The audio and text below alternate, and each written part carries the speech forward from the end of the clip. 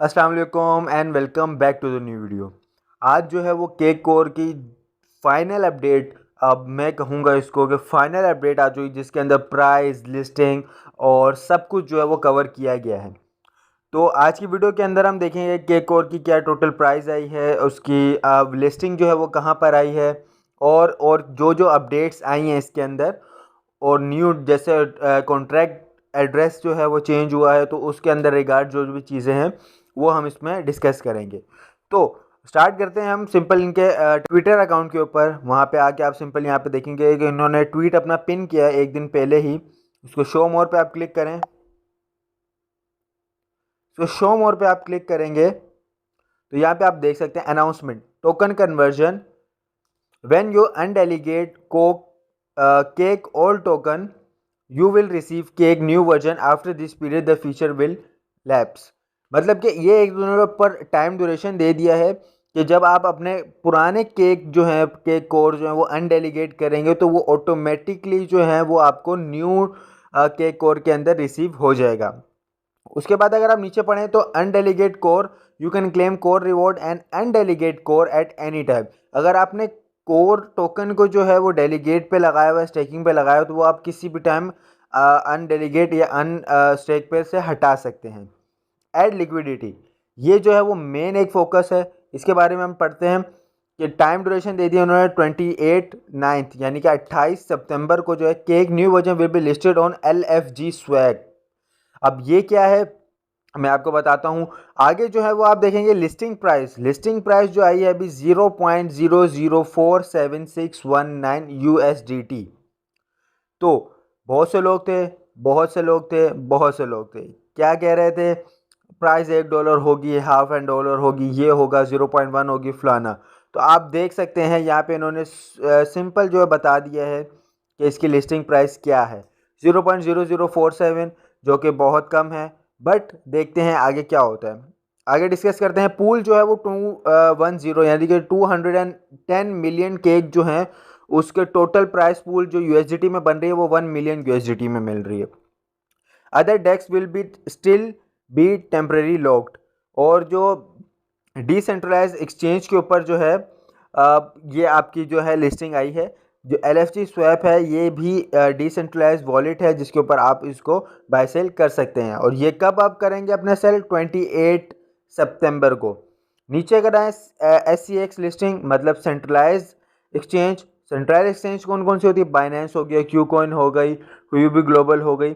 तो ये सब सेंट्रलाइज एक्सचेंजेस कहलाती है। Due to the problem of the old version of cake token the plan of list cake token on centralize exchange will be move to अक्टूबर।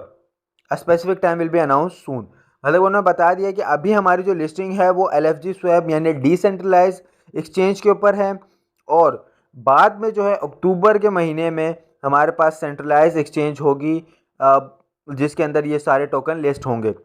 वो भी जो है वो मैं आपसे डिस्कस करते हैं अभी आगे जाके कि कौन कौन से एक्सपेक्टेड है कि कहाँ कहाँ पे अपलोड होगी।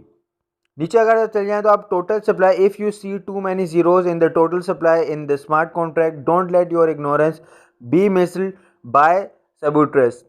Let's find out what token decimal is.